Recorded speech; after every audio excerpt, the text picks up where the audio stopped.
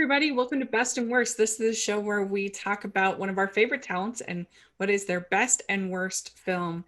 And it's a lot of fun. I'm film critic Rachel Wagner, and Ryan is here. Hey Rachel, it's great to be back with you once again for Best and Worst. And for Best and Worst this week, we're going to be talking about Sandy B, Sandra Bullock. And as far as actresses go, I think she's had a very consistent track record. Picking a worst was genuinely hard because the movies that are called her worst, I have actually not seen, not for any reason other than I've just never seen them. But my Yeah. best was a pretty much a treasure trove. She's been fairly consistent over the years.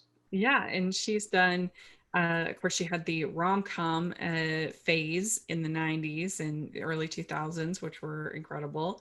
And then she had the drama phase. She won an Oscar, Blindside. That's such a heartwarming, lovely film. So you can't go wrong with that. And she had movies like Hope Floats, which I definitely considered because I think that that one is very emotional, but I think it earns its tears as far as I'm concerned. And Harry Connick Jr. and her are great in it. So there's a lot in there. I know a lot of people. I've never seen it, but a lot of people seem to hate Crash. But I don't know. She was in that. That won Oscars. There's a lot of. I even enjoy a little movie like The Net that she did, which is just really interesting to watch now to see sort of the technology and what they thought then. I love Miss Congeniality. I think that's hilarious. Uh, so she has a lot of really great films. That Speed is so entertaining. Die Hard, even though they say it's Die Hard on a bus, it's a good Die Hard on a bus. Hmm. Yeah. So there's a lot of good ones from Sandy, as we like to say. But what is your best of Sandra So Bullock? my best of Sandy B is Gravity. I remember watching this movie vividly. It was 2013. 3D movies were like, I don't know, this may be a gimmick that's phased out. But then I saw Gravity, and wow, I was thoroughly blown away. And not just is this movie a visual feast, but Sandra Bullock just acts her butt off throughout that Yeah. whole movie. It's literally it's her and George Clooney, but I don't want to spoil it, but let's just say George Clooney isn't as prevalent as you might imagine. This is the Sandra Bullock show, and she is just rocks every scene that she is in. You want her so badly to make it out of this terrible situation that she's involved in. And Alfonso Cuarón is just a severely underrated director. I know he's directed great movies like Roma and Prisoner of Azkaban and this, so calling him underrated is a little weird, but he's a great director, and I feel like nobody talks about him enough. And I think Mhm. that trend should get restarted. And if you have not seen Gravity, come for the beautiful visuals, but stay for the excellent Sandra Bullock performance. I Mhm. think she was nominated for an Oscar and did not win. Reason number 1,250,000 why I don't trust the Oscars, but that's a side road. Gravity, it's awesome. Watch it. Yeah, I this is my favorite movie the year it came out. And it was such an incredible immersive experience. Like you really felt like you were there. And one of the things that I think that made it so effective is that it's only I think 90 minutes. And so it just clips along so well that you don't have a lot of time where you're sort of bored trying and you start to question what's happening because a lot of it is ridiculous when you really start to think about it. But because it's just boom, boom, boom, boom, boom, one thing, next thing, next thing, next thing, you don't have a chance to kind of start to question it and think about it. And so it really, really works. And I agree. I mean, especially when you consider the fact that she was just around a bunch of green screen all the time, and she has to do so much just through her voice because she has the space suit and stuff on. So you can't really see her the same way that you might otherwise. And so she does so much with just her voice in portraying the conversation. So I agree with you. This one is a very good choice.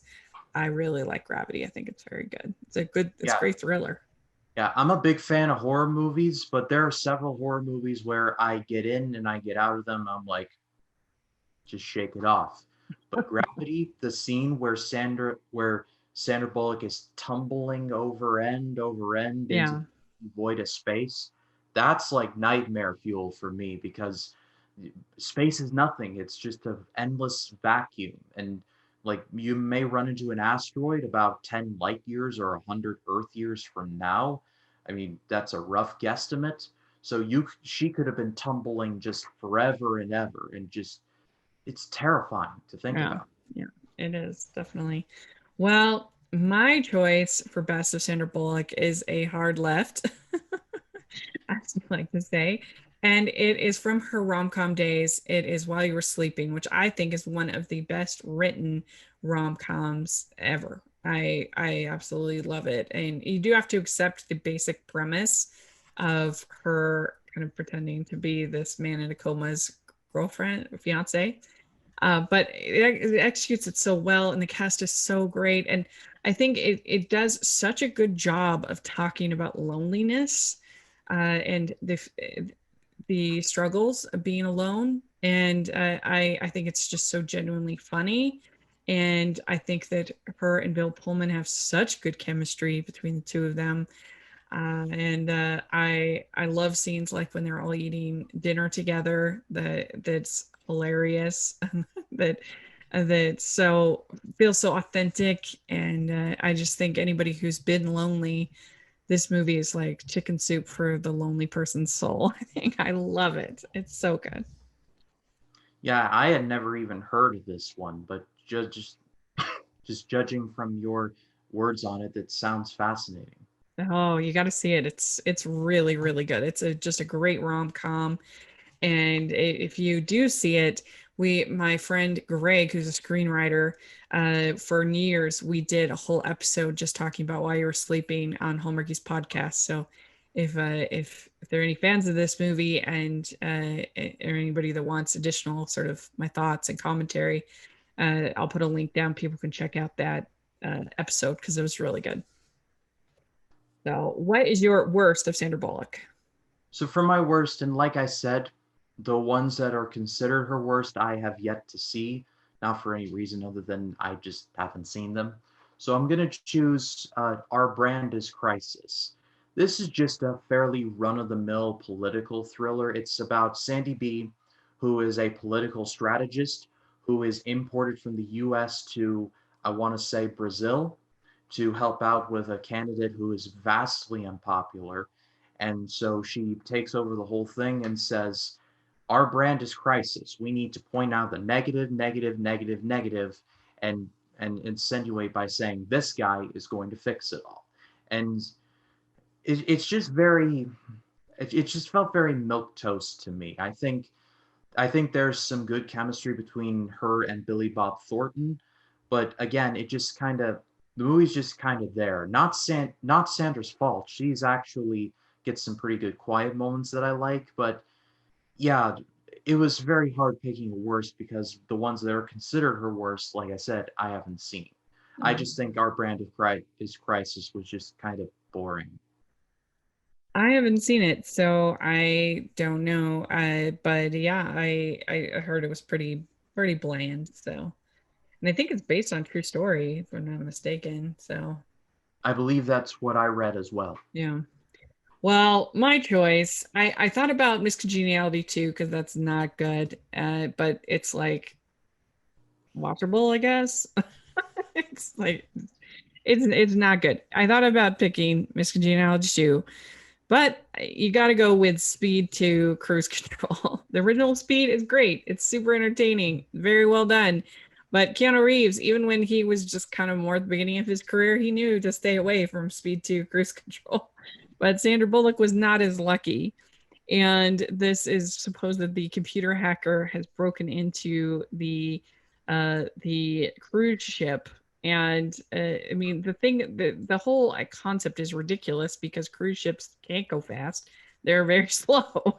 So the whole thing is just really bad. And it's her, Jason Patrick, William Defoe is is the bad guy. It's not good.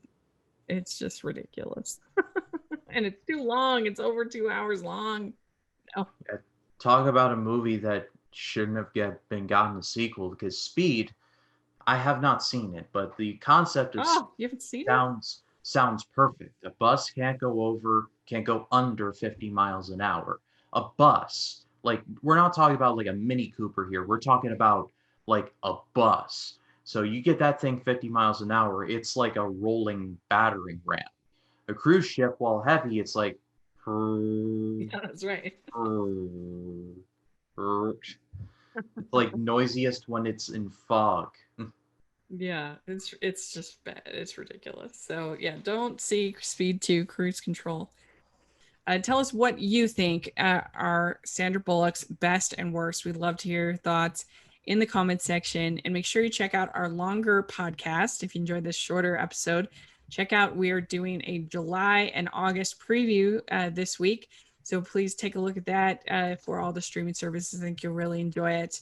And Ryan, where can people find you? They can find me on Facebook, Twitter, Instagram, and Letterboxd at RyanCam20. Then there's, of course, my YouTube channel, which is just called RyanCam. I uploaded a channel update video where I'm going to be laying out my plans for the channel for the remainder of the year. It involves me resurrecting my old Twilight Zone vlog series where I'm going to be reviewing each individual episode of the OG Twilight Zone and talking about that. Uh, Sunday videos will be remaining the same, interchanging between a longer video a and an I finally watched video, and just a bunch of fun stuff around Halloween and Christmas. As far as immediate stuff goes, I've got my first reaction to the Studio Ghibli film Howl's Moving Castle coming up, and I have never seen this, so it's going to be a lot of fun to partake. So if you have not checked me out, please do. Yeah, y'all should definitely check it out. It's really good stuff. And you can find me at Rachel's Reviews, all over social media, iTunes, YouTube, and on Rotten Tomatoes. So please check that out. And also check out the Hallmarkies podcast. A lot of good stuff coming up over there. And we also have our Patreon group, which is a lot of fun and only $2 a month to join and support all we do. We really appreciate that. We have watch alongs and other perks for the patrons and our Facebook group. We also have a merch store, which has hashtag animation junkie shirts and lots of other fun stuff. So take a look at that. And thanks so much, everybody. And we'll talk to you all later. Bye. Bye.